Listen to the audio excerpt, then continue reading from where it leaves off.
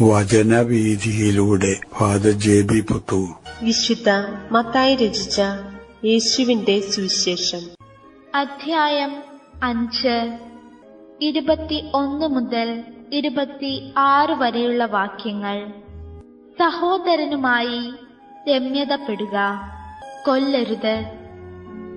കൊല്ലുന്നവൻ ന്യായവിധിക്ക് അർഹനാകും എന്ന് പൂർവികരോട് പറയപ്പെട്ടതായി നിങ്ങൾ കേട്ടിട്ടുണ്ടല്ലോ. എന്നാൽ ഞാൻ നിങ്ങളോട് പറയുന്നു, സഹോദരനോട് കോപിക്കുന്നവൻ ന്യായവിധിക്ക് അർഹനാകും. സഹോദരനെ ബോഷ എന്ന് വിളിക്കുന്നവൻ ന്യായാധിപ സംഘത്തിന്റെ മുൻപിൽ നിൽക്കേണ്ടി വരും. വിഡ്ഢി എന്ന് വിളിക്കുന്നവനാകട്ടെ നരകാഗ്നിക്ക് ഇരയായിത്തീരും.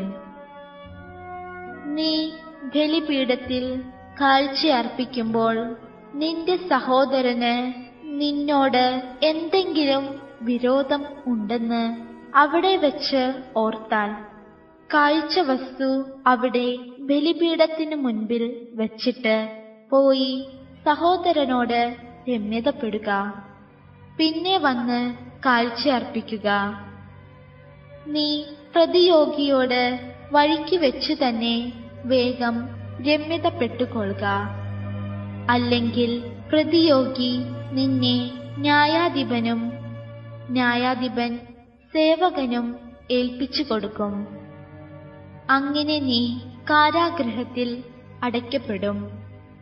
അവസാനത്തെ ചില്ലിക്കാശും കൊടുത്തു വീട്ടുവോളം നീ അവനിൽ നിന്ന് പുറത്തു വരികയില്ലെന്ന് സത്യമായി ഞാൻ നിങ്ങളോട് പറയുന്നു. നീതിയെ സംബന്ധിച്ചുള്ള യേശുവിന്റെ ഉൾക്കാഴ്ചകൾ.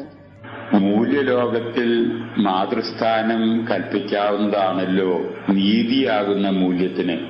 ഈ നീതിയെ സംബന്ധിച്ചു മനുഷ്യരുടെ ഇടയില് കാലാകാലങ്ങളിൽ ധാരണയിൽ ചില വികല്പങ്ങൾ വന്നുകൂടിക്കൊണ്ടിരിക്കുന്നു എന്ന് വേണം മനസ്സിലാക്കാൻ.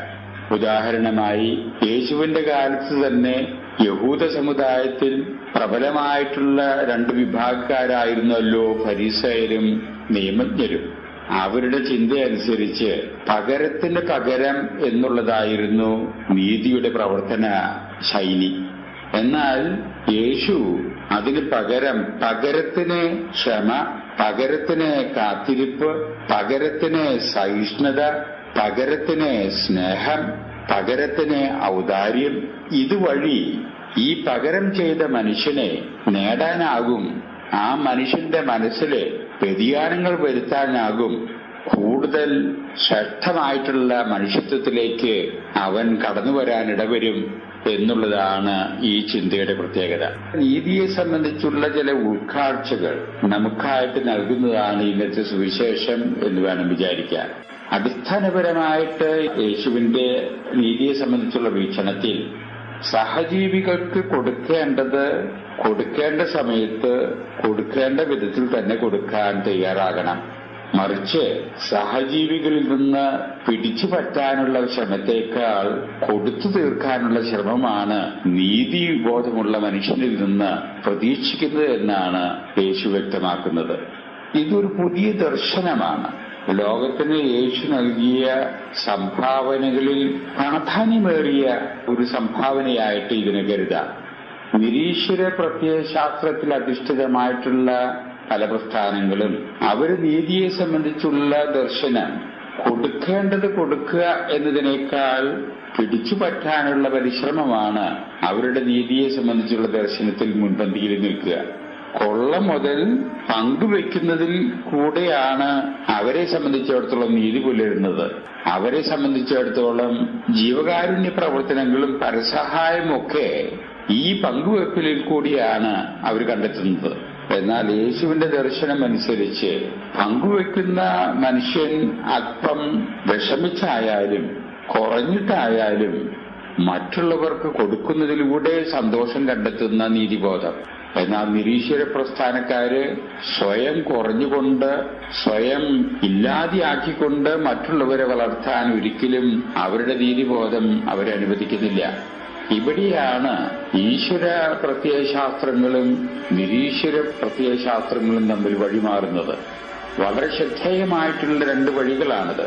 യേശുവിന്റെ ചിന്തയനുസരിച്ച് പിടിച്ചു പറ്റാനുള്ളതല്ല മനുഷ്യന്റെ ജീവിതം, കൊടുത്തു തീർക്കാനുള്ളതാണ്. ഈ കൊടുത്തു തീർക്കുന്നതിലൂടെയാണ് നീതി നിർവഹിക്കപ്പെടുന്നത്. അതിൽ കാരുണ്യമുണ്ട്, അതിൽ അനുകമ്പയുണ്ട്, അതിൽ കരുതലുണ്ട്. ഇതൊക്കെ ആ നീതിയുടെ വശമായിട്ട് തീർന്നു വരുന്നതായിട്ട് കാണാം. പക്ഷേ മറ്റൊരു ശാഖയാണ് പിടിച്ചു പറ്റാൻ സാധിക്കുക. അങ്ങനെ പിടിച്ചു പറ്റിയ കൊള്ള മുതൽ പങ്കുവയ്ക്കാൻ സാധിക്കുന്നതിലൂടെയാണ് അവരുടെ നീതിബോധം പ്രാവർത്തികമാക്കുന്നത്. അല്ലാതെ കൊടുക്കുന്നതിലൂടെ കുറഞ്ഞുകൊണ്ട്, കൊടുക്കുന്നതിലൂടെ ഇല്ലായ്മ വരുത്തിക്കൊണ്ട്, കൊടുക്കുന്നതിലൂടെ സഹിച്ചുകൊണ്ട് മറ്റുള്ളവരെ സമ്പന്നരാക്കുക എന്ന് പറയുന്ന നീതിബോധം അവർക്ക് അന്യമാണ്. ഈ ഒരു ദർശനം ഉൾക്കൊണ്ടുകൊണ്ട് യേശു വ്യക്തമാക്കിയാണ്, യേശുവിൽ വിശ്വസിക്കുന്ന അനുയായികളായ എല്ലാവരും തന്നെ നീതിനിഷ്ഠമായിട്ടുള്ള ജീവിതം നയിക്കുന്നു എന്ന് അവകാശപ്പെടുമ്പോൾ സഹജീവികൾക്ക് കൊടുക്കേണ്ടത് കൊടുക്കാൻ തയ്യാറാകുകയും അവരുടെ ആവശ്യങ്ങൾ പരിഹരിക്കാനുള്ള ശ്രദ്ധയിൽ ഊന്നിക്കൊണ്ടുള്ള പ്രവർത്തനത്തിൽ കൂടിയാണ് ആ നീതി പ്രാവർത്തികമാക്കേണ്ടത് എന്നാണ് ഇന്നത്തെ സുവിശേഷം നമ്മെ ഓർമ്മിപ്പിക്കുന്നത്.